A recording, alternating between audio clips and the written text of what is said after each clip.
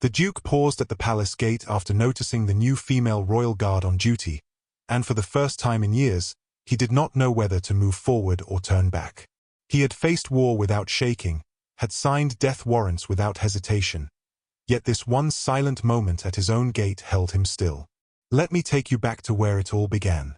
The carriage rolled toward the palace as it always did when he returned from the northern front. Banners bearing the Viremont crest hung from the high walls, and servants stood ready to announce him. The gates were already open. Everything was prepared. Everything was proper. And yet nothing felt the same. Because standing at the center of the entrance, dressed in royal black and gold armor, was someone he had never seen before. A woman.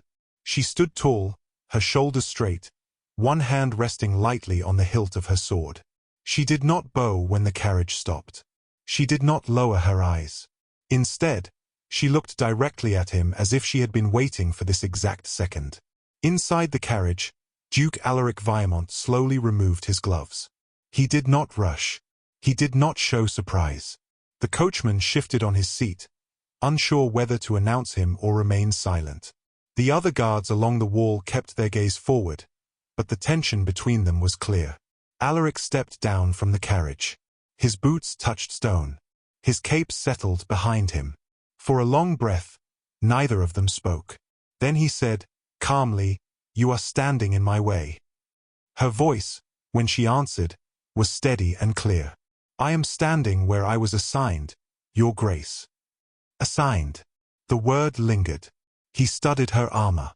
It bore the royal seal. It was not borrowed. It was not decorative. It was real. "By whose order?" he asked. "The king's." That answer traveled through the guards like a quiet wave. No one reacted openly, but every ear was listening. Alaric stepped closer. Not close enough to threaten. Close enough to test. "The royal guard has traditions older than the throne itself," he said. "They are not changed without counsel." She held his gaze. "Some traditions are not laws. They are habits." A faint murmur moved through the men along the wall. He should have corrected her. He should have reminded her who he was. Instead, he noticed something else. She was not afraid. Not of him. Not of the crowd. Not of what this moment could cost her. "What is your name?" he asked. "Captain Seraphine Vale." Captain. So she was not merely placed there. She was given rank. Alaric's jaw tightened, though his voice remained calm. "Who commands you, Captain Vale?" "I serve the crown," she replied. Then, after a small pause, "And the truth." The truth. That word was not an accident. Behind them, inside the palace courtyard, nobles had begun to gather. Whispers were already moving like smoke. The Duke had been gone for 3 years. He had left as regent while the king recovered from illness. In his absence, many things had changed. But this was deliberate. He stepped aside instead of forward. It was a small movement, yet everyone saw it. He was choosing not to challenge her publicly. "Not yet." "Very well," he said. "Then walk with me."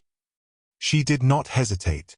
She fell into step beside him as they crossed the gate threshold together. And just like that, the story began. Inside the courtyard, the murmurs grew louder. Lords in deep-colored coats watched with careful smiles. Ladies pretended not to stare. The Duke's younger cousin, Lord Cedric Viremont, stood near the fountain with folded arms and sharp eyes. Cedric approached first. "Alaric," he said smoothly, offering a bow that felt rehearsed. "We were not told you would return today." "I prefer arriving without a parade," Alaric replied. Cedric's gaze shifted briefly to Seraphine. "And who is this?" "Captain Seraphine Vale," she answered before the Duke could speak. Cedric's smile thinned. "Ah, the new arrangement." "Is there a problem?" she asked. Cedric looked amused. "Only that change often brings confusion." "Only to those who resist it," she replied. Alaric watched the exchange carefully. Cedric enjoyed control. He disliked unpredictability. And Seraphine, standing there without apology, was exactly that. "Enough," Alaric said quietly. "I will see the king." Seraphine nodded. I will escort you. Cedric's brows lifted. Escort? The Duke requires no guard. The king disagrees, she said. There it was again. The king's authority placed directly between them. They moved through the grand corridor toward the throne hall. Servants stepped aside. Courtiers fell silent as they passed. The Duke could feel the weight of eyes on his back. After a few steps, he spoke low enough that only she could hear. You knew I would return today. Yes. And you chose the gate. Yes. Why? She did not look at him this time. Because first impressions matter. He gave a faint, humorless smile. And what impression did you hope to make? That I am not here to decorate the wall. They reached the tall doors of the throne hall. 2 senior guards pulled them open. Inside, the king sat upright, thinner than before but very much alert. Beside him stood Chancellor Rowan Hale, the king's most trusted advisor. Hale's eyes were sharp, calculating, always measuring. Alaric approached the steps and bowed. Your Majesty, he said. The king smiled faintly. Rise, Alaric. You look well. I am well. The king's gaze drifted to Seraphine. Captain Vale has been most useful. I see that, Alaric replied. Chancellor Hale stepped forward. The realm has required adjustments during your absence. I can see that, Alaric said again. Seraphine stood still, but her attention was everywhere. She watched Hale longer than she watched anyone else. The king leaned forward slightly. There have been reports from the northern border, he said. Unrest. Supplies missing. Funds unaccounted for. Alaric's eyes sharpened. My men were loyal. No one questions your loyalty, Hale added smoothly. But House Viremont is large. Influence spreads. The meaning was clear. Someone under his name. Or someone using it. Seraphine finally spoke. An investigation is already underway. Alaric turned his head slightly toward her. Without informing me. The crown does not require permission, she replied. The room held its breath. He looked back to the king. Am I under suspicion? The king hesitated. Just slightly. That depends, Hale answered for him, on what we find. There it was. The real reason she stood at the gate. Not to guard him. To measure him. And perhaps to end him. Alaric straightened. Then you will find I have nothing to hide. Seraphine's voice was calm when she answered, I hope that is true. Their eyes met again, and this time there was something else beneath the challenge. History. Though neither had spoken of it yet. The king lifted a hand. Enough for today. You have traveled far. We will speak again at council. Alaric bowed once more. Then he turned and walked from the hall. Seraphine followed. As they stepped back into the corridor, he stopped walking abruptly. She stopped too. Without looking at her, he said quietly, Your father served in the royal guard. Her breath changed, only slightly. Yes. He was executed for treason. Yes. I signed the warrant. Silence stretched between them, heavy and sharp. Finally she said, I know. He turned to face her fully now. And yet, he said, you stand beside me. Her eyes did not waver. I stand where I need to stand, she said. Not where anger tells me to. For the first time since the gate, something flickered in his expression. Not guilt. Not fear. Recognition. This was no simple political move. This was personal. And somewhere in the palace, someone was counting on that. Down the corridor, footsteps echoed quickly. A young guard rushed toward them, breath unsteady. Captain, he said, stopping short. There's been an incident in the East Wing. Seraphine's hand went to her sword. What kind of incident? The king's private chamber. Someone tried to force entry. Alaric's eyes darkened. Is His Majesty safe? He demanded. For now, the guard said. But... A distant shout cut through the corridor. Seraphine and Alaric looked at each other. No more words were needed. They ran toward the sound together.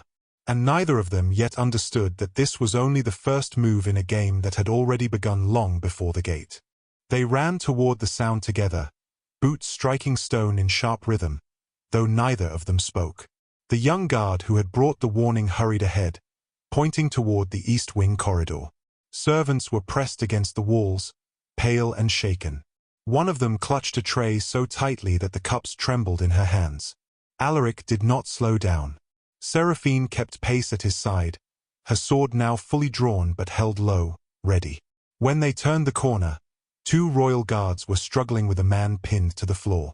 The man wore servant grey, yet his boots were too fine for kitchen work, and there was blood on his sleeve where someone had cut him. "Hold him still," Seraphine ordered as she stepped forward. Her voice carried control, not panic. Alaric moved to the door of the king's private chamber. The heavy wood bore fresh scratches near the lock. Someone had tried to force it open quickly and without care. "Who is he?" Alaric asked. One of the guards answered, "We found him near the chamber door. He ran when challenged."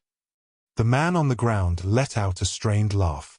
"I serve no traitor," he spat, though no one had accused him yet. Alaric crouched slowly in front of him. "That is interesting," he said in a calm tone, "because no one mentioned treason." The man's jaw tightened. Seraphine knelt on the other side, studying his face closely. "Who sent you?" she asked. He turned his head away. "You wear armor that does not belong to you," he muttered at her instead. "And you ask questions like you matter." She did not react to the insult. Instead, she reached into his coat and pulled out a folded paper sealed with dark wax. She broke it open without ceremony and scanned it quickly. Her eyes changed, just slightly, before she handed it to Alaric. It bore a symbol from House Viremont. Alaric recognized it instantly.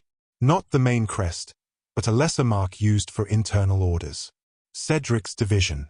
"Convenient," Seraphine said quietly. Alaric did not answer at once. His mind moved carefully. "Too convenient. Too clear. Take him to the lower cells," Seraphine ordered. "Alive." The guards lifted the man and dragged him away.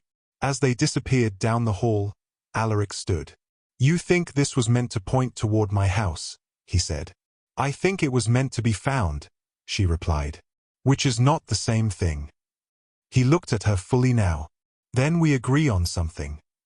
"We agree that someone wants you questioned," she said. "And perhaps removed." He gave a faint smile without warmth. "That has been true for most of my life." She studied him carefully, as if weighing that statement. "Your cousin," she added. "Lord Cedric was watching you at the gate as if he expected you to stumble." Alaric folded the paper once more. "Cedric enjoys advantage. But he does not move without protection." "From whom?" she asked.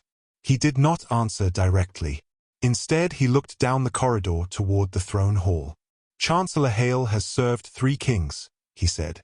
"He survives every shift in power. That requires more than loyalty." Seraphine's expression did not change, but something sharpened in her eyes. "I have been reviewing financial ledgers," she said carefully. "Funds sent north under your seal. Weapons purchased in excess. Yet the shipments never reached your camps." Alaric felt anger rise, though he kept his voice steady. "Because they were never ordered by me." "That is what I am trying to prove," she replied. For a brief second, their shared goal stood clear between them. Then the chamber door opened behind them. The king stepped out, flanked by 2 senior guards. He looked tired but firm. "I hear there was an intrusion," he said. "The man is secured," Seraphine answered. He carried a document tied to House Viremont. The king's gaze shifted slowly to Alaric. "This is growing dangerous." Alaric bowed his head slightly. "Which is why it must be handled with care. Someone is planting seeds." Chancellor Hale appeared at the end of the corridor, walking with measured steps. "Or perhaps," Hale said smoothly as he approached, "the seeds were planted long ago." Seraphine watched him closely. "The prisoner will speak," she said. "And when he does, we will know who tends this garden." Hale's lips curved faintly. "Be careful, Captain. Dig too deep, and you may disturb roots that hold the palace upright. Alaric stepped closer, just enough to narrow the space between them. If those roots are rotten, he said quietly, they deserve light. Hale met his gaze without blinking. Light can blind as easily as it reveals. The king lifted a hand. Enough. I will not have open suspicion tearing my court apart. Captain Vale, continue your investigation. Alaric, attend council tomorrow. Publicly. That word carried weight. Public scrutiny. Public pressure. As you wish, Alaric replied. The king retreated into his chamber. Hale lingered a moment longer, then inclined his head slightly before walking away. Once he was gone, Seraphine exhaled slowly. He is afraid, she said. Of what? Alaric asked. Of losing control. They stood in the corridor again, tension pressing close around them. You believe Hale forged the evidence against my house, Alaric said. I believe someone high enough to access royal seals did, she answered. And Hale stands high. He studied her face. This is not only duty for you. It was not a question. She held his gaze. No, she admitted. It is not. He nodded once. Then we proceed carefully. If this is a trap, it is wide. She sheathed her sword at last. There will be a state gathering at the palace gate in 3 days, she said. Nobles from every house. If someone wishes to move openly against you, that is where it will happen. Back at the gate, he murmured. Where we began. She looked at him, and for the first time her voice softened just slightly. You paused that morning, she said. Not from fear. From calculation. He gave a small, tired smile. You saw that. I see more than people expect. Their eyes held for a moment longer than necessary. Then distant shouting rose again from deeper within the palace, louder this time, more urgent. A second alarm bell began to ring. Not a test. Not a warning. Something real. A guard's voice echoed through the hall. Fire in the west corridor. Seraphine's head snapped toward the sound. That corridor leads to the council records, she said. Alaric understood instantly.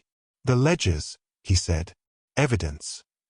Without another word, they moved again, faster now, toward the smoke beginning to curl along the ceiling ahead. And somewhere beyond that growing haze, someone was making sure the truth would never be found. Smoke thickened as they turned into the west corridor, and the sharp smell of burning parchment hit before the flames came into view. Servants were rushing out with cloths pressed to their mouths. One clerk stumbled past them, coughing, eyes red. The records room, he gasped. It's spreading. Seraphine did not hesitate. Clear the hall, she ordered. No one enters unless I say. Her voice cut through the panic. Alaric pulled a heavy curtain from the wall and wrapped part of it around his arm. When they reached the records chamber, the door stood half open, and fire was already climbing the shelves inside. Rows of ledgers, years of tax lists, supply logs, royal orders, were curling at the edges. Water! Seraphine shouted to the guards gathering behind them. Buckets, now! She stepped inside without waiting. Alaric followed her. Heat pressed hard against his face. Sparks drifted through the air like angry insects. A shelf near the center had been soaked with oil.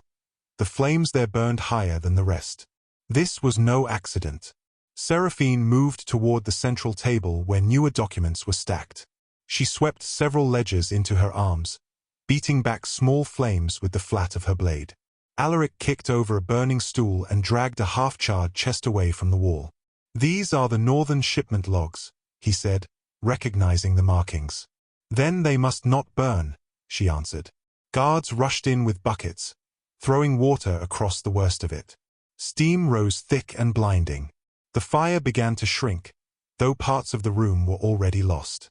When at last the flames were beaten down to smoldering piles, Seraphine stood breathing hard, soot streaked across her cheek. Alaric held 3 saved ledgers against his chest, edges blackened but intact. For a moment they simply looked at the damage. Then she spoke quietly. Someone wanted the truth erased. He nodded. and they acted quickly after the intrusion failed. She turned to him. Which means they are watching us. He did not argue. Outside the chamber, more guards secured the hall. Seal this wing, Seraphine ordered. No one enters without my word. When the corridor cleared, she faced Alaric again. We read these now, before anyone else touches them. He agreed. They carried the rescued ledgers to a smaller council room nearby, one with thick stone walls and a single narrow window. She shut the door herself. The room smelled faintly of ink and dust. Alaric laid the ledgers on the table and opened the first. Pages were damp but legible. Names, numbers, seals. He flipped carefully until he found the entries tied to his house. His seal appeared again and again beside large transfers of gold and weapons. I did not authorize these, he said firmly. Seraphine leaned over the table, close enough that he could feel the warmth of her shoulder beside his. Look at the signature line, she said. He did. It was his name, written in careful script. But something in the stroke felt wrong. Too perfect. Too steady. A copy, he said slowly. A trained hand. She nodded. And the funds were routed through a merchant guild loyal to Chancellor Hale. Silence filled the small room. You are certain? He asked. I confirmed it last week, she said. I needed proof before I spoke. He closed the ledger gently. Why tell me now? She met his gaze directly. Because if you fall, the truth about my father dies with you. The words were honest, without softness. He respected that more than comfort. Your father was accused of selling troop positions to rebels, he said. The evidence placed before me was clear. Clear, she repeated quietly. And yet he begged for time. He begged for investigation. He said someone had forged the reports. Alaric remembered the day. The pressure from court. The urgency. The need to show strength. He had signed quickly. Too quickly. If Hale forged these ledgers, he said, he could have forged those reports as well. Her jaw tightened. That is why I stand here. He looked at her differently now. Not as a threat. Not as a political tool. As someone who had built her life around a wound he had helped create. Before either could speak again, a knock sounded at the door. Sharp. Controlled. Seraphine's hand moved to her sword. Who is it? She asked. Lord Cedric, came the reply. Open the door. We must discuss this fire. She glanced at Alaric. He gave a small nod. She opened the door just enough to admit Cedric alone. Cedric stepped inside, his expression carefully arranged. How unfortunate, he said, glancing at the damp ledgers. Such damage. At a time like this. You seem unsurprised, Alaric replied. Cedric smiled faintly. The palace is full of enemies, cousin. Fires happen. Seraphine watched him without blinking. Fires fueled by oil do not happen by accident. Cedric's eyes flicked to her. You speak boldly for someone so new. I speak plainly, she answered. He turned back to Alaric. The court is restless. Rumors spread fast. A man caught near the king's chamber with your house seal. Now records burning that tie funds to your command. This does not look well. Because someone wants it to look that way, Alaric said. Cedric shrugged lightly. Perception shapes truth in politics. Seraphine stepped forward slightly. And who benefits from that perception? Cedric met her gaze coolly. Anyone who prefers stability over ambition. The insult was subtle but clear. Alaric's voice hardened. Say what you mean. Cedric's smile faded. If you are removed from council, House Viremont must still stand strong. I would ensure that. There it was. Not accusation. Not yet. But readiness. Seraphine spoke before Alaric could answer. You are quick to prepare for his fall. Cedric's eyes narrowed slightly. And you are quick to defend him. I defend the truth, she said. Cedric looked between them, measuring something unspoken. Then he gave a short bow. Be careful, cousin, he said to Alaric. Storms are easier to survive when one does not stand alone in open fields. With that, He left. The door closed again. Silence returned, heavier now. "He knows," Seraphine said. "Not everything," Alaric replied. "But enough." She moved back to the table. "The state gathering at the gate will draw every eye. If Hale or Cedric plan to strike publicly, that is their stage." He considered this. "Then we prepare our own." She looked up at him. "You trust me?" He held her gaze steadily. "I trust that you want the truth. For your father. For yourself." A small pause passed between them. Then she nodded once. "That will have to be enough." Outside the narrow window, faint light was beginning to fade toward evening. The palace hummed with tension, rumors moving from hall to hall. Alaric closed the last ledger and tied it securely. "If this fire had succeeded," he said quietly, "I would already be finished." "It did not succeed," she replied. He looked at her again, and this time there was no challenge in his expression. Only understanding. "No," he agreed. "It did not." But somewhere deeper in the palace, behind doors that never opened fully, Chancellor Hale was already adjusting his next move, and the gathering at the gate was only 2 days away. And the palace no longer felt like a place of order but a board where pieces were being moved in silence. After Cedric left the council room, Seraphine remained by the table while Alaric secured the rescued ledgers inside a carved chest with an iron lock. He did not hand the key to a servant. Instead, he slipped it inside his coat. "If Hale wanted these gone," he said, "he will try again." Seraphine nodded. "Then we do not store them in the archives." "No," he agreed. "We keep them where no one thinks to look." She watched him carefully. "Where would that be?" He met her gaze. "My private chambers." She did not object. That alone told him something had shifted between them. They left the small room together, walking through corridors now thick with whispers. No one spoke openly, yet every passing glance carried a question. By the time they reached the Duke's wing of the palace, torches had been lit along the walls. 2 of Alaric's personal guards straightened when they saw him. "No one enters," he told them. "Not even at the Chancellor's request." The men bowed without argument. Inside the chamber, the room was large but plain for a man of his rank. A white desk stood near the far wall.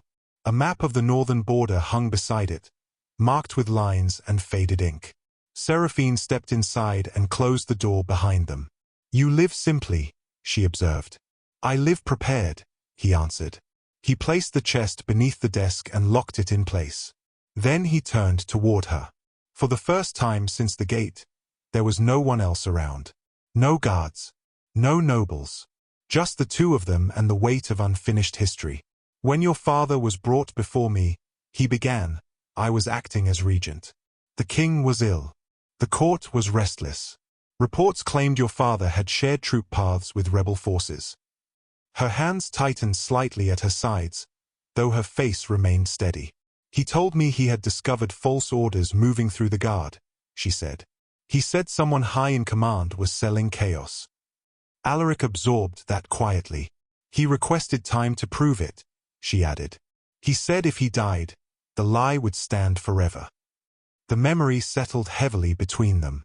"I believed the evidence," Alaric said, "but I did not question how quickly it arrived." "And now?" she asked. "Now I see how easily seals can be copied." She studied his expression, searching for something beyond regret. "If we uncover proof that Hale forged those records," she said carefully, "will you stand before the court and admit you signed my father's death too soon?" He did not answer right away. He stepped closer instead, his voice low and steady. "If the truth demands it, yes." The answer was simple, but it was not weak. She held his gaze, testing it. Then she gave a small nod. "Then we are aligned." A knock came at the door. One of his guards entered briefly. "Your Grace, the council has been called for tomorrow at midday. The Chancellor insists on a full assembly." "Of course he does," Alaric murmured. When the guard left, Seraphine spoke. "He wants you questioned publicly before the gathering." "Yes," Alaric replied. "He wants doubt planted deep." She stepped toward the map on the wall. "The unrest near the northern border," she said. "How real is it?" He joined her. "There are small rebel groups," he admitted, "but nothing that required the gold listed in those ledgers." She traced one marked route lightly with her finger. If someone funded both sides, they could keep the conflict alive. "Fear keeps nobles obedient. And weakens rivals," he added. Their eyes met again, and this time the connection felt sharper, built on shared logic rather than suspicion. "Tomorrow," she said, "he will accuse you carefully. Not directly. He will suggest concern for the realm." "And I will answer calmly," Alaric replied. "Let him press." She hesitated before speaking again. "There is something else." He waited. "The prisoner taken near the king's chamber," she said. "He asked for you." Alaric's brow lowered slightly. "For me?" "He said he would speak only in your presence." A long pause followed. "Then we see him," Alaric said. They left his chamber together and descended to the lower cells beneath the palace. The air there was cooler and heavy with damp stone. Torches burned along the walls, casting shadows that shifted as they walked. At the far end, the captured man sat chained to a ring in the wall. His earlier defiance had faded, replaced with tight, watchful silence. When he saw Alaric, he gave a dry laugh. "So the Duke comes himself." "You asked for me," Alaric said evenly. "Speak." The man glanced at Seraphine. "Not her." "You will speak in front of her," Alaric replied. The prisoner hesitated, then leaned forward slightly. "You are being set up," he said. "I was paid to carry that seal. Told I would not survive long enough to talk." Seraphine stepped closer. "Paid by whom?" He swallowed. "A man who answers to the Chancellor." The torchlight flickered across his face as he continued. "They said the Duke grows too powerful. That the king fears you." Alaric did not react outwardly, but his voice dropped lower. "Names." The prisoner shook his head slightly. "If I give names, I die faster." Seraphine's tone sharpened. "You already will." Silence stretched tight. Finally, he whispered, "Rowan Hale." The name hung in the air like a blade. Alaric held his gaze steady. "You understand the weight of that accusation." The prisoner nodded faintly. He met with Lord Cedric twice in the past week.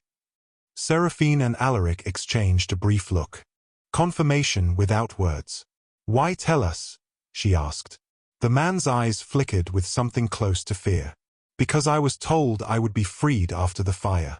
Instead, they locked me here to burn with the records." That detail struck hard. "Burn?" Alaric repeated. "The fire was meant to reach the lower corridors too," the man said. "But it failed." Seraphine stepped back slowly. The plan had been larger than they thought. Alaric straightened.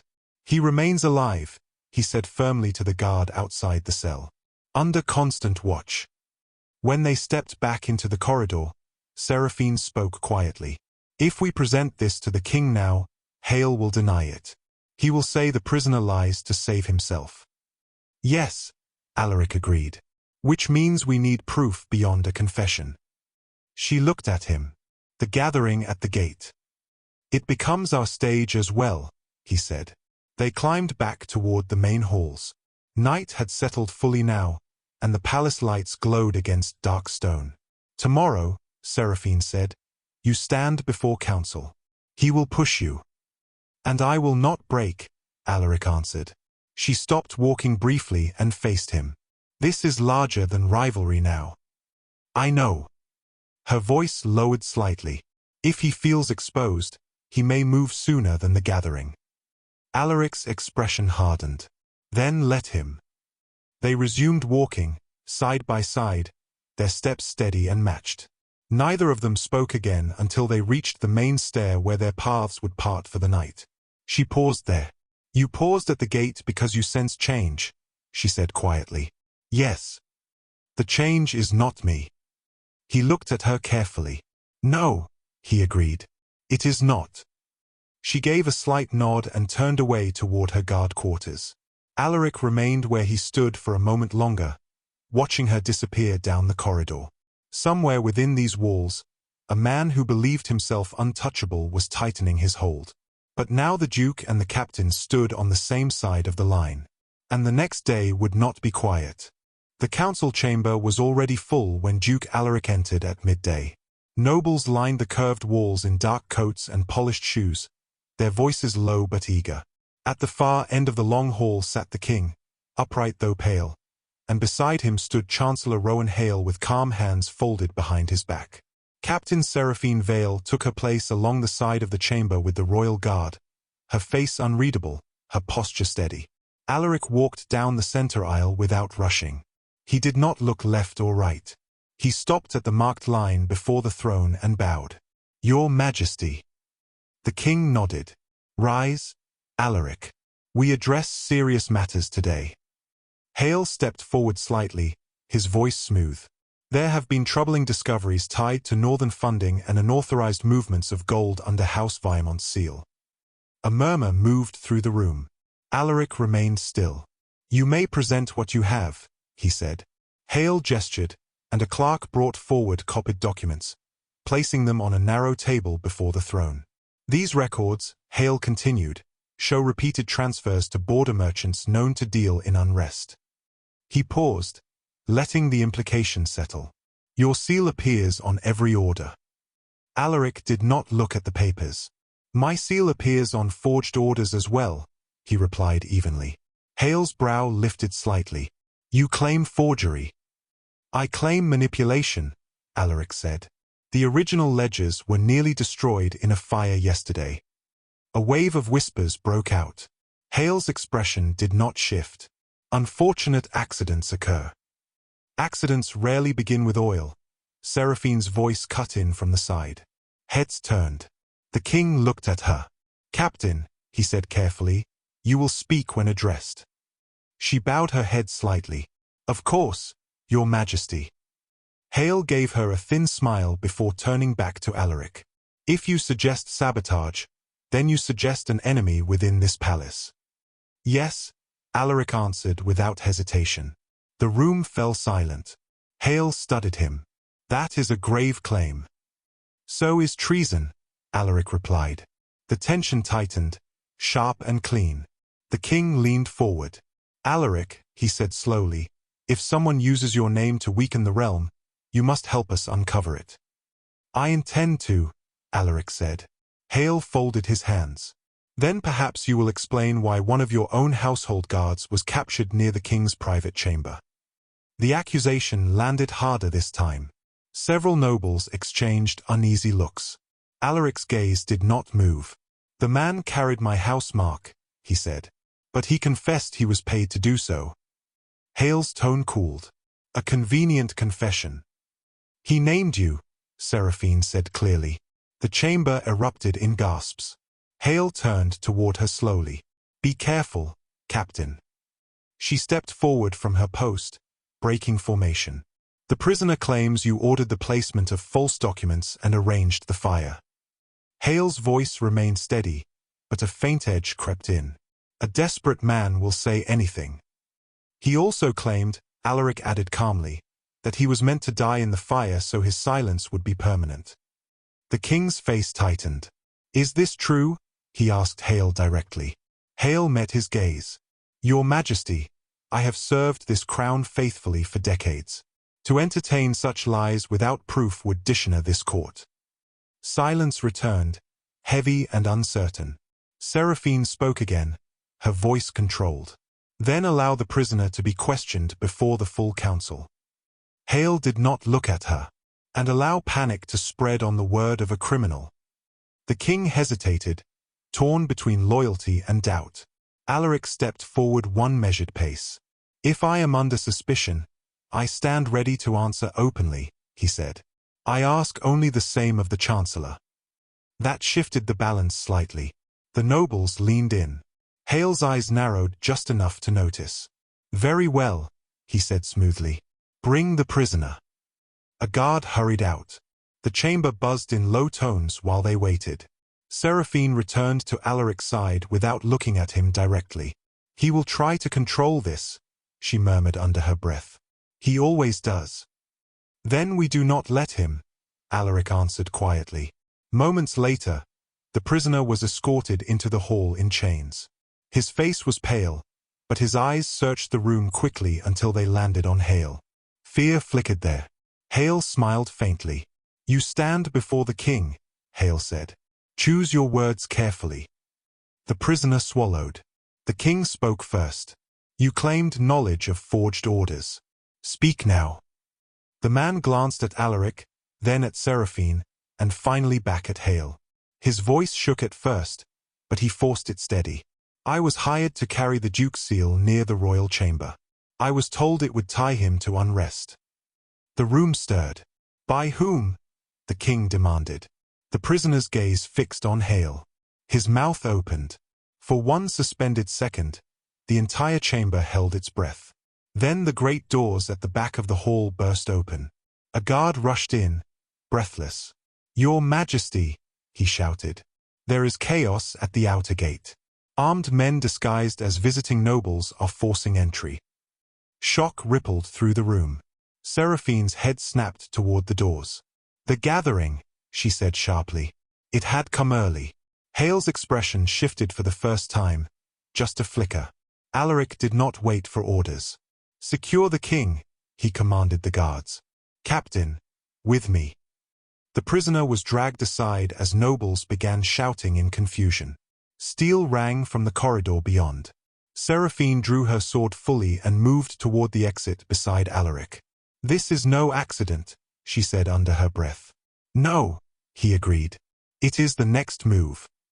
They reached the main stair leading down to the gate courtyard. The sound of fighting echoed upward now. Shouts, clashing blades, commands shouted too quickly. As they descended side by side, Seraphine spoke with clear urgency. If Hale arranged this, he means to frame you publicly in the chaos. Then we give him no such chance, Alaric replied. They stepped into the courtyard just as a group of armed men broke through the outer line of guards. The palace gate, the same place where he had paused days before, was now a battleground. Smoke rose from overturned torches. Nobles scattered in panic. Seraphine moved first, intercepting a rebel before he reached the inner steps. Her blade struck clean and controlled. Alaric joined her, fighting back to back as another wave pushed forward. Stay close, he said firmly. I have no intention of leaving, she answered. Steel met steel as they defended the threshold together, the gate towering behind them like a witness to everything that had begun there. And as the fight closed in around them, neither of them yet knew that the true betrayal was still standing safely inside the palace walls. Steel rang between them and the attackers as the palace gate became a wall of noise and motion. Alaric drove his blade forward, forcing one masked man back down the stone steps, while Seraphine turned sharply to block another who tried to slip past her toward the inner court. They moved without speaking, their backs nearly touching, each step measured so the other was never exposed. Around them, royal guards fought to regain control of the entrance. Some of the supposed visiting nobles had already thrown off their cloaks, revealing light armor beneath. This had been planned with care. They are pushing for the stair. Seraphine called as two more rebels charged from the left. Alaric shifted instantly, meeting them head-on. Hold the line, he shouted to the guards behind him. His voice cut through the confusion, and several men rallied at once. One rebel lunged toward Seraphine with wild force, but she sidestepped and brought him down with a precise strike that left no wasted motion. She did not chase. She did not overreach. She stayed at Alaric's side. Smoke drifted upward from a broken torch near the gate hinge, and shouting echoed from the outer road beyond the walls. Whoever had organized this had counted on panic spreading faster than orders. Close the outer bars, Alaric commanded. Two guards rushed toward the gate mechanism, struggling to pull the heavy iron frame inward. A rebel tried to reach them, but Seraphine intercepted him before he could disrupt the effort. You fight like you've done this often, she said between movements. I have, Alaric replied, deflecting a blade aimed at his shoulder. This is simply closer to home. The outer bars finally slammed shut with a deep groan of iron. Several attackers were trapped outside. Those inside now found themselves contained. The royal guard pressed forward with renewed strength. Within minutes, the tide began to turn. One by one, the disguised rebels were disarmed and forced to their knees. The courtyard fell quieter, though the tension still hummed in the air. Alaric lowered his blade slowly but did not relax his stance. Seraphine scanned the edges of the crowd carefully. "Too clean," she murmured. This was meant to be seen. He followed her gaze. Several nobles stood frozen along the courtyard wall, watching with pale faces. "If I had hesitated," he said quietly, "if I had stepped back, they would have said you allowed it," she finished. Their eyes met briefly in understanding. This attack had not been about killing the king. It had been about forcing Alaric into doubt before witnesses. Guards began dragging the captured rebels toward holding cells. Seraphine stepped toward one of the men who still wore a noble's cloak. She pulled back the fabric and examined the stitching along the collar. "These were provided," she said. "Custom-fitted." "By someone with access to the guest registry," Alaric replied. "Which meant someone inside the palace." They both thought of the same name. Footsteps approached quickly from behind. Chancellor Hale descended the stairs into the courtyard, his expression shaped into grave concern. "What has happened?" he asked, as if he had just arrived from peaceful chambers. Alaric wiped his blade clean on a fallen cloak before sheathing it. "An organized breach during council," he said. "Strange timing." Hale looked around at the restrained men. "The realm grows unstable," he said softly. "Perhaps our enemies sense weakness." "Or opportunity," Seraphine replied. Hale's gaze slid toward her. "Captain, you failed to predict this." She did not flinch. "I predicted unrest at the gate during the gathering. It simply came sooner." Hale's voice sharpened slightly. "And yet it happened under your watch." Alaric stepped forward, placing himself between them without appearing aggressive. "The gate stands secure," he said calmly. "The attackers are contained. That is the measure of her watch." A thin silence followed. Hale's eyes lingered on Alaric. "Your defense was impressive," he said carefully. "The nobles saw it." "Good," Alaric replied. "Then they saw loyalty, not treason." Hale inclined his head slightly but did not smile. "We will speak further once order is restored." He turned and walked back toward the palace interior. Seraphine watched him go. "He is adjusting," she said quietly. "He did not expect us to stand together." Alaric looked toward the shut gate, remembering the morning he had paused there. The same stone beneath his boots. The same iron bars. Only now the silence had been replaced by open conflict. "He will not stop," he said. "Not until one of us falls." Seraphine stepped closer, lowering her voice. "Then we make sure the next move is ours." He studied her face for a moment. The anger she carried for her father was still there, but it was no longer blinding. It had sharpened into purpose. "Tomorrow night," she said, "Hale hosts a private supper for select nobles in the West Hall. Cedric will attend." "And you believe they will speak freely?" Alaric said. "Men who think they are winning often do," she replied. He nodded once. "Then we listen." A guard approached to report that the last rebel had been secured. The courtyard slowly emptied as servants began clearing debris and tending to the wounded. The gate remained closed for now, heavy and silent once more. Alaric and Seraphine stood side by side, not touching, but close enough that neither felt alone in the aftermath. "When I stood here days ago," he said quietly, "I thought you were placed to watch me." She glanced at him. "I was." He almost smiled. "And now?" She looked toward the palace doors where Hale had disappeared. "Now I am watching him." The sun dipped lower behind the walls, casting long shadows across the stone. What had begun as suspicion at the gate had turned into open conflict. And somewhere inside the palace, plans were already shifting again.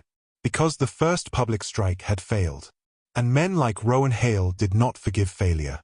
That evening, the palace did not sleep. Servants moved in careful silence, guards doubled their posts, and whispers passed through the corridors like quiet wind through narrow halls.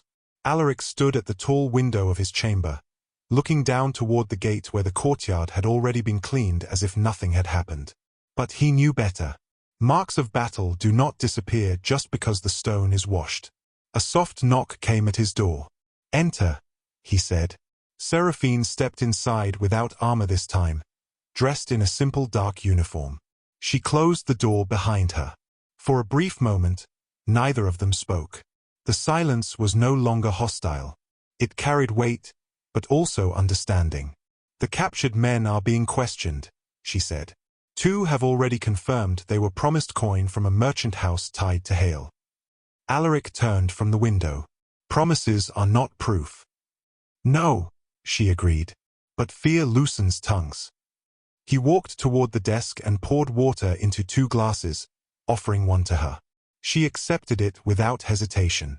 "The supper tomorrow," he said. "You will not be invited." "I do not need to be," she replied. "The West Hall shares a service passage used by kitchen staff. I have already walked it." He studied her carefully. "You plan ahead." "I learned to," she answered quietly. There was a pause. Then she added, "After my father died." He did not look away this time. "Tell me what you remember of that day," he said. She took a slow breath. He was brought into the square in chains. He kept searching the crowd. "I thought he was looking for me." Her voice remained steady, but something deeper moved beneath it. "Later I realized he was looking for you." Alaric felt the weight of that. "He believed you would stop it," she said. "He believed you would see through the false reports." Silence stretched between them again, heavy but honest. "I failed him," Alaric said at last. "Yes," she replied. "Not cruel. Not soft. Just true." He nodded once. "Then I will not fail him again." She studied his face, searching for weakness, perhaps for excuses. She found none. "Tomorrow," she said, shifting back to strategy, "we listen to Hale and Cedric. If they speak openly of removing you, we expose them before they strike again." "And if they are careful?" he asked. "Then we push them to speak," she replied. A faint smile touched his mouth. "You are dangerous." "So I've been told." The next evening arrived under quiet tension. The West Hall had been prepared for a private supper, long tables set with polished silver and low candlelight. Selected nobles entered in pairs, speaking in hushed tones. Cedric arrived dressed sharply, his expression composed. Chancellor Hale greeted each guest personally, his calm demeanor never cracking. Hidden behind a service arch beyond the main chamber, Seraphine stood in the narrow passage with 2 loyal guards she trusted completely.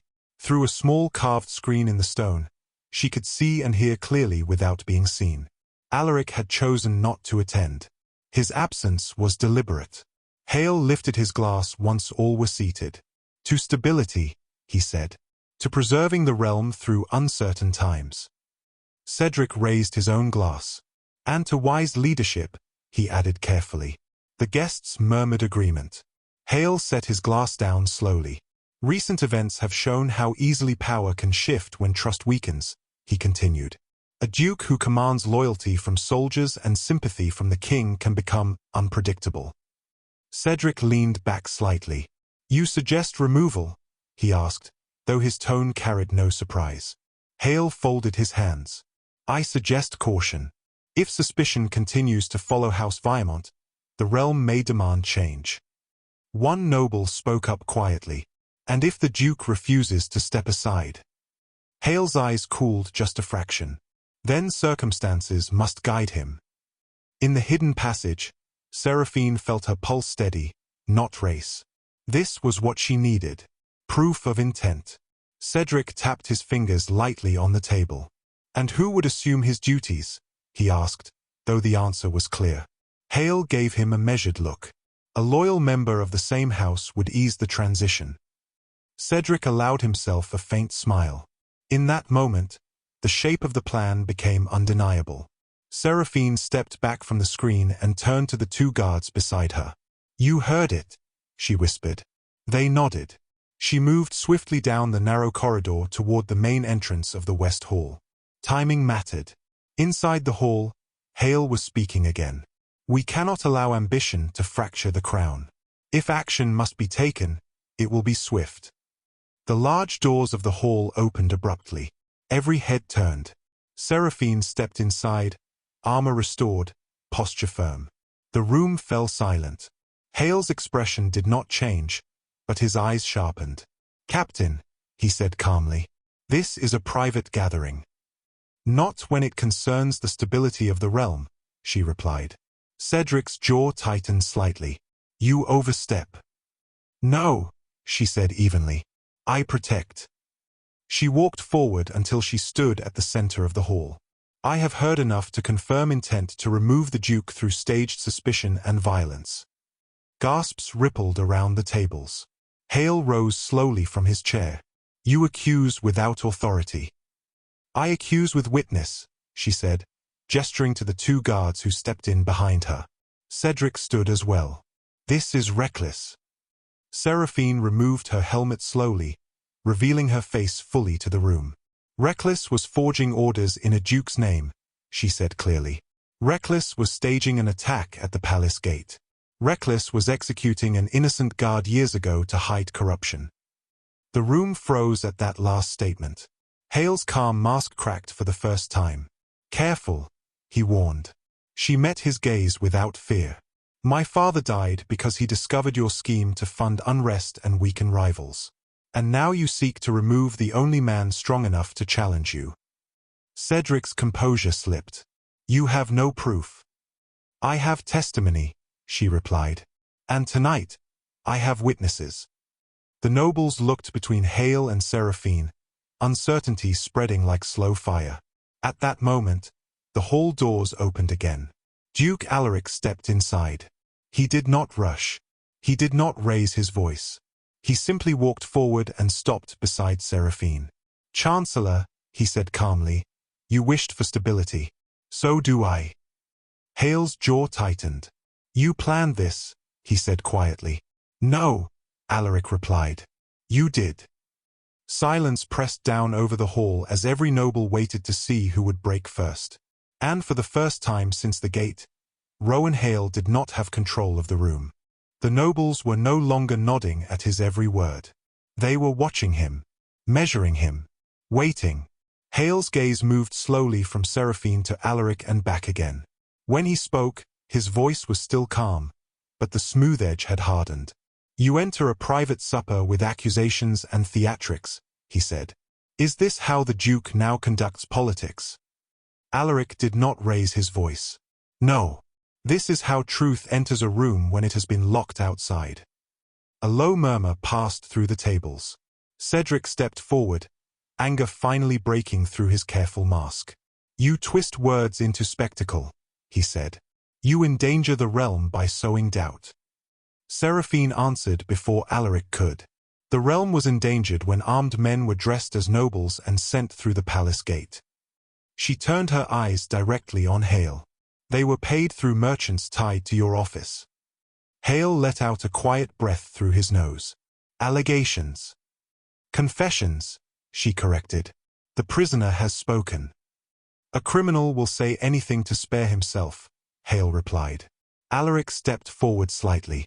"Then let him speak before the full court tomorrow." Hale's eyes narrowed. "And drag this kingdom through scandal." "The scandal already exists," Alaric said evenly. "You simply hoped it would fall on my name instead of yours." The king's voice suddenly echoed from the doorway behind them. "Enough." Every head turned. The king had entered quietly, but now he stood framed by the open doors, guarded and alert. His gaze swept the room before settling on Hale. "I heard raised voices," he said. "And I see accusations." Hale bowed at once. "Your Majesty, the Duke and his captain disrupt a private. I will decide what is disruption," the king interrupted. His eyes shifted to Seraphine. "You speak boldly, Captain. On what ground?" She bowed her head respectfully, then lifted it again. "On evidence, Your Majesty. Forged seals, false ledgers, staged violence, and a past execution built on lies." The last words hung heavy in the air. The king looked at Alaric. "Is this true?" Alaric met his gaze. I signed the warrant against her father. I believed the evidence placed before me. That evidence now mirrors the forgeries used against my house. Silence filled the hall, thick and unsteady.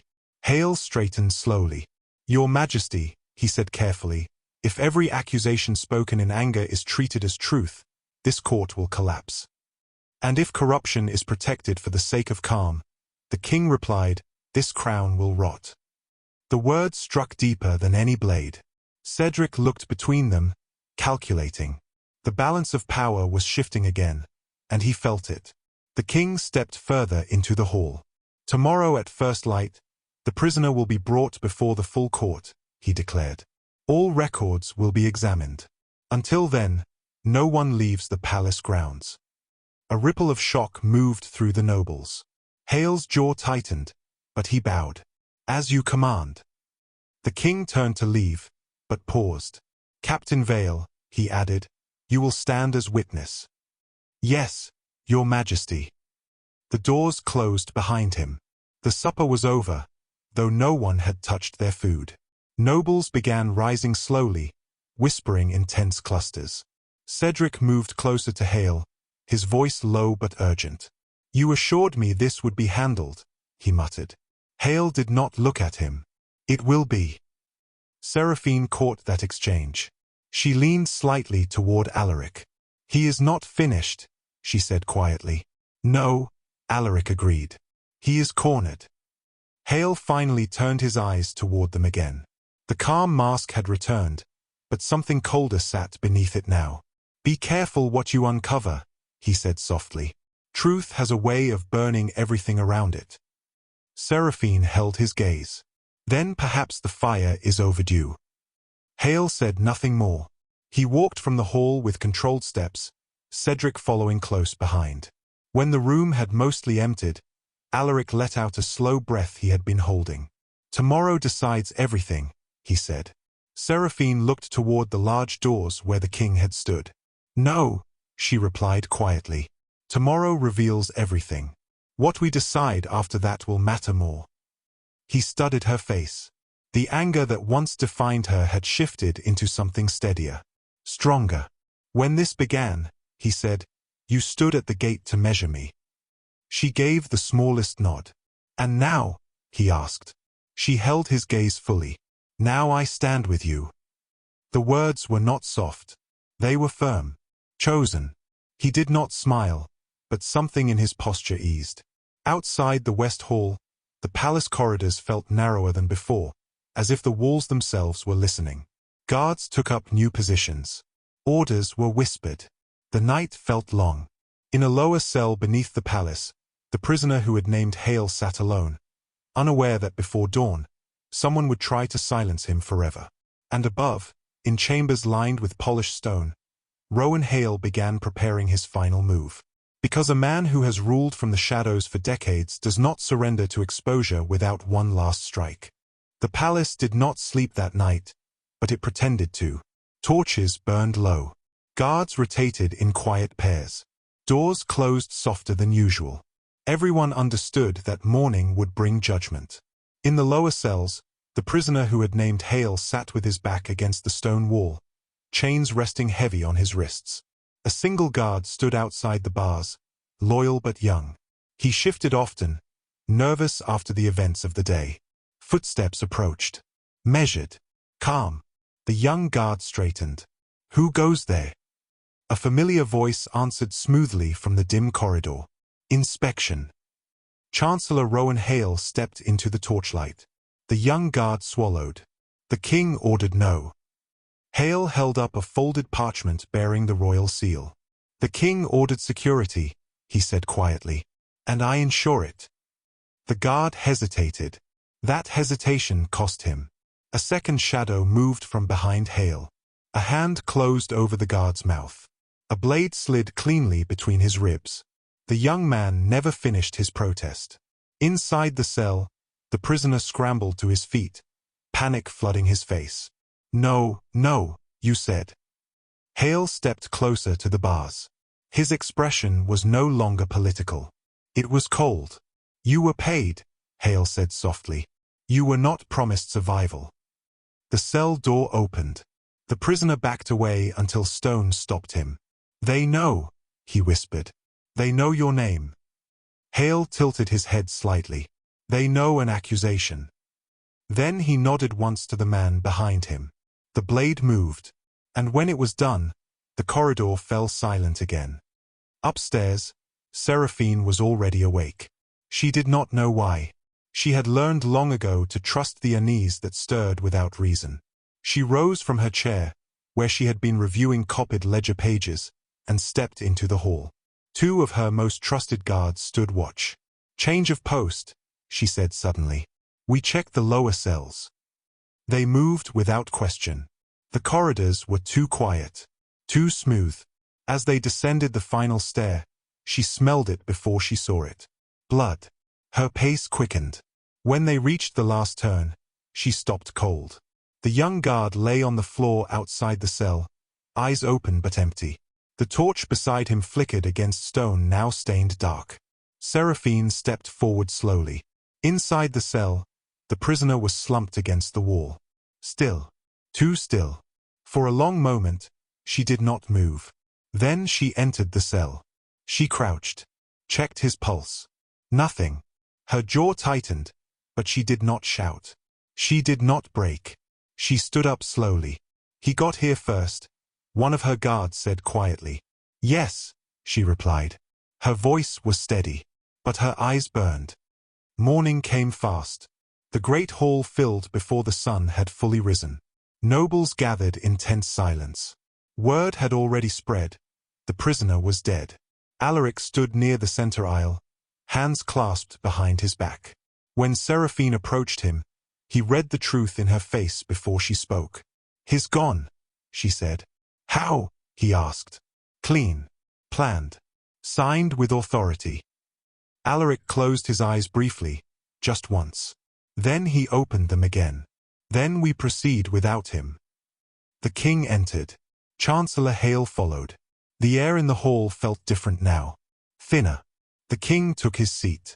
Bring forth the prisoner, he ordered. Silence answered him. Seraphine stepped forward. Your Majesty, she said clearly, the prisoner was murdered during the night.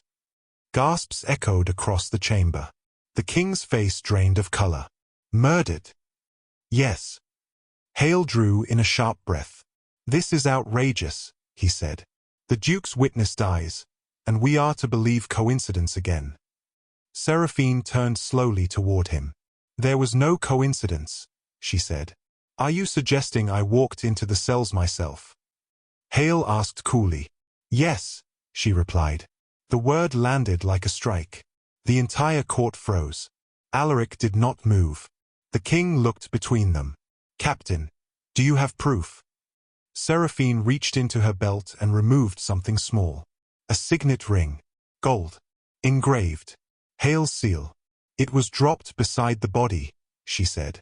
All eyes turned to the Chancellor's hand. His ring finger was bare. For the first time in years, Rowan Hale had no prepared answer. The silence grew thick.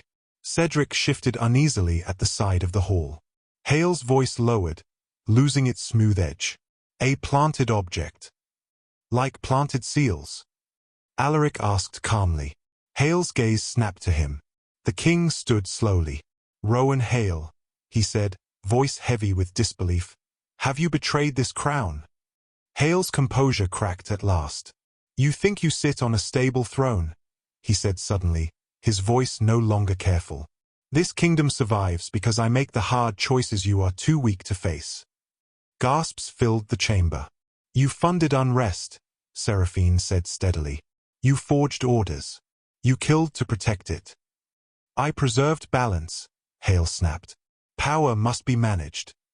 You executed an innocent man, she said. Hale's eyes flicked toward her. For the greater good.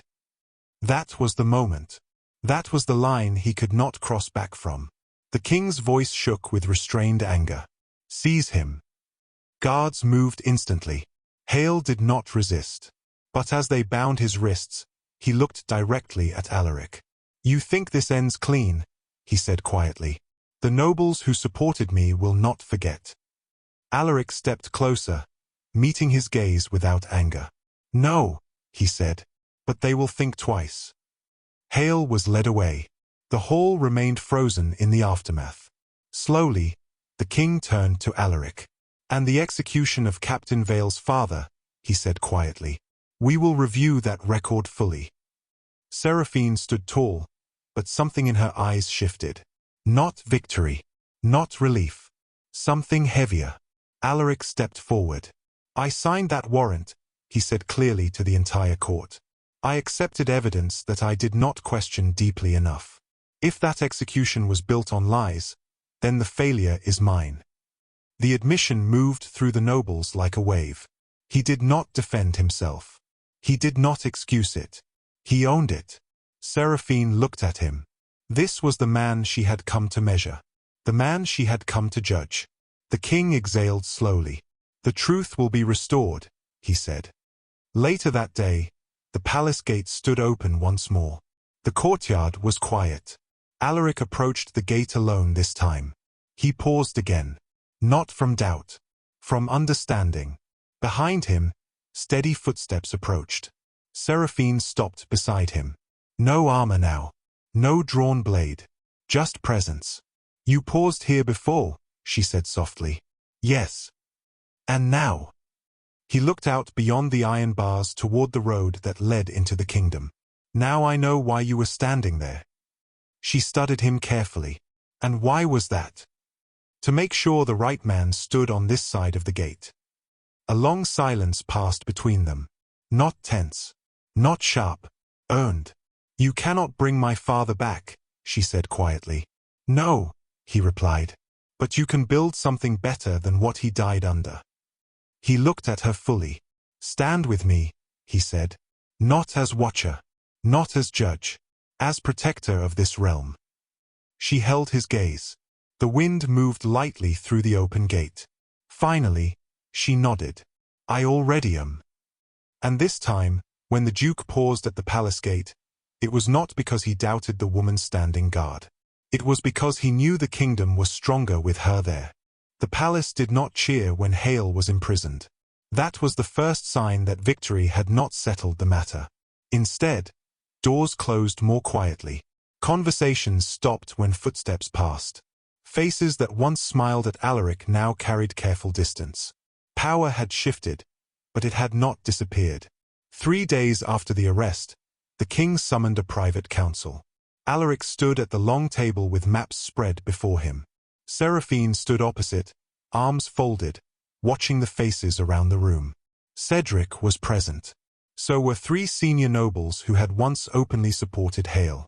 The king spoke plainly. "Evidence recovered from Hale's chambers confirms forged financial routes and falsified orders," he said. "Captain Vale's father was executed on manipulated testimony." The words hung heavy. Seraphine did not react outwardly, but her fingers tightened slightly against her sleeve. Cedric spoke carefully. Then the Duke acted on false information. "Yes," the king replied. Alaric did not look away from the table. "The responsibility was mine." One of the senior nobles cleared his throat. "Responsibility is shared when deception is deliberate." Seraphine finally spoke. "My father's name will be cleared publicly." It was not a request. The king nodded. "It will." But Cedric's gaze sharpened. "Public admission weakens the image of strength." "Strength built on lies is weakness," she replied calmly. Cedric held her gaze for a moment longer than necessary. Then he looked away first. That did not go unnoticed. Later that afternoon, Seraphine stood alone in the small courtyard near the guard barracks. Alaric approached without armor, without title in his voice. "The official decree will be read tomorrow," he said. She nodded once. "You waited years for this," he added. "Yes. And?" She turned toward him. "And I thought it would feel different." There was no triumph in her expression. Only quiet reckoning. "My father will be remembered as loyal," she said. "But he still died believing I would be alone." "You are not alone," Alaric said. She studied him. "You speak like that is a gift," she said softly. "But it is also a choice." "And yours?" he asked. She did not answer immediately. Instead, she stepped closer, not intimate, not distant. Measured. "Hale believed power must be controlled through fear," she said. "You believe power must answer to truth." "Yes. Then you will face resistance from those who preferred the old way." "I expect it." She watched him carefully. "You could secure your position easily," she said. "Marry into a stronger alliance. Silence the nobles quietly. Rule without apology." "And become what we just removed?" he asked. A faint breath escaped her, almost a laugh. "Good," she said. That night, Cedric met privately with two nobles in a shadowed chamber far from the main halls. "Hale was reckless at the end," Cedric said quietly. "But he was not wrong about one thing. The Duke grows too independent." One noble shifted uneasily. "He saved the king." "Yes," Cedric replied. "Which makes him harder to remove." The second noble leaned forward. "Then we do not remove him." Cedric's eyes sharpened. "We bind him." The next morning, the entire court gathered once more. The king stood before them. "The late Captain Thomas Vale," he announced, "was falsely condemned through forged evidence orchestrated by Chancellor Rowan Hale. His name is restored. His honor is recognized." A murmur moved through the hall. Seraphine stood straight. Not proud. Not broken. Steady. Alaric stepped forward after the decree.